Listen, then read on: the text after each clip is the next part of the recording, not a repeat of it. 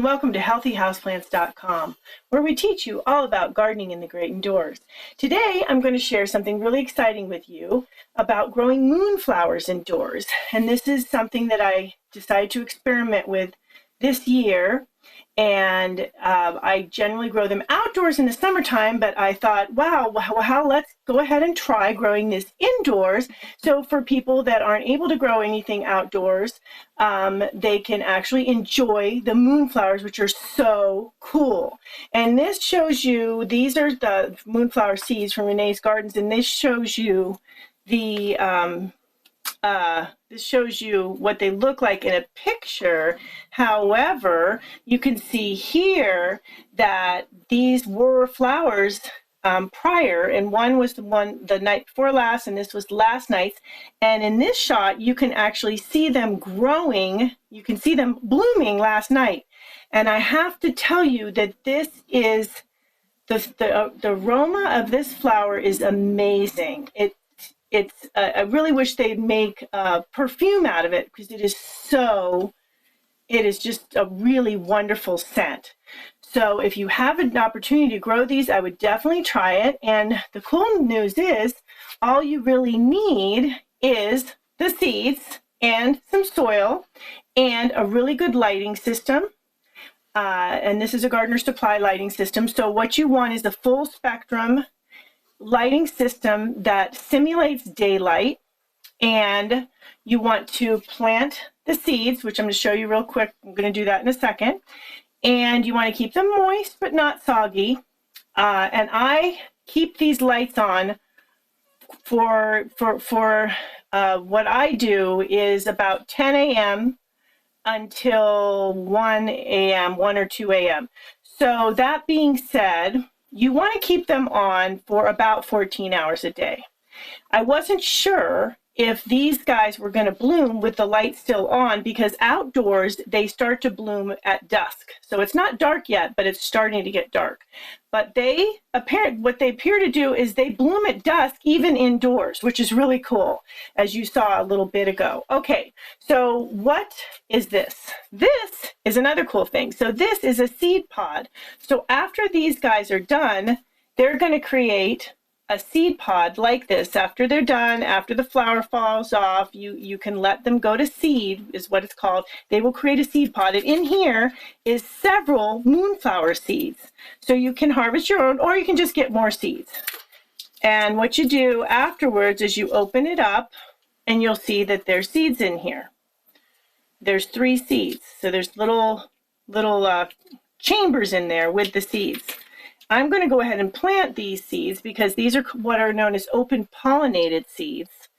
And that means that the plant, when you let them go to seed and you replant them, they will be true, which means they will grow just like the mother plant. Hybridized seeds are a whole nother thing. That's when the hybridizers put 2 different parent plants together.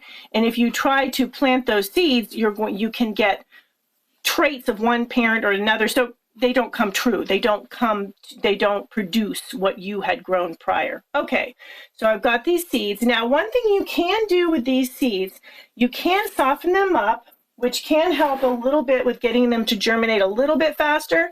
I found a really cool way to do that is in a medicine bottle cap, a medicine holder. Fill it, you put the seeds in, and you fill it about 2/3 of the way with water, and then the seeds will soften. However, I have to warn you with this, do not let the moonflower sit in there more than about 6 or 7 hours, because they get too softened and they will break open, and that compromises the seed, and it won't. I've had some problem after that getting them to germinate. You can also just simply plant in soil. So that's what I'm going to do right now. So I am going to and you don't want to plant them too deep. You want to plant them about the depth of the side of the seed when you have it sideways. So about that deep. That's about this amount is how deep you want to plant it. So I'm planting these 3 into this soil, pushing it down just a little bit. So you can see, just pushing it in just a little bit. And then I'm going to cover with a little bit of soil. And I have room for 3 more, but 3 seeds came out of that pod. And so you can see I did not plant them really deeply. You plant too deeply, they won't be able to come up. Once they start germinating, they won't come up. And I'm going to water those pods very well. The soil that I use is ProMix BX, so it's a potting soil. You can use a seed starter mix. The ProMix BX is great because I use it for potting up, and I also use it for seeding. It's a lighter weight soil, so it can be used for seeding. A lot of those real barky mixes, don't try to use those for seeding because they don't work that well for that. They're just too barky and they don't retain enough moisture, because you do want to keep these moist but not soggy. Now here you see are ones that I planted, and these were planted 10 days ago now.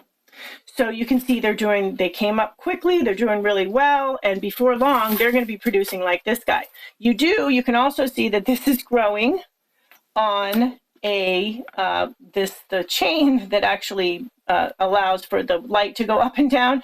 So when there's another bud there, so you do need to you do want to give them something to grow on, so some sort of a trellising system, which I do have, but frankly didn't put it in time, and because they are very fast growers, so they will grow up things quickly. So for these guys, I'll be putting in a trellis behind it so that they can grow onto that. So that is about it for this. Like I said, keep them well watered. And in terms of fertilizing, if you have a really good soil to start with that has fertilizer in, that's probably going to be enough, because they are annual plants and they will eventually finish their cycle. Now, however, if they do keep going for you for more than a month, I would fertilize with an all-purpose fertilizer, so something that has a balance and an organic, so like a 444, 555, something like that. And that is good to keep in mind. Like I said, moist but not soggy. And they will come up. They come up at different rates. The germination rate is different. So you can see these guys that just started to come up, and these guys are bigger, and that they were planted at the same time. That's okay. That's perfectly normal.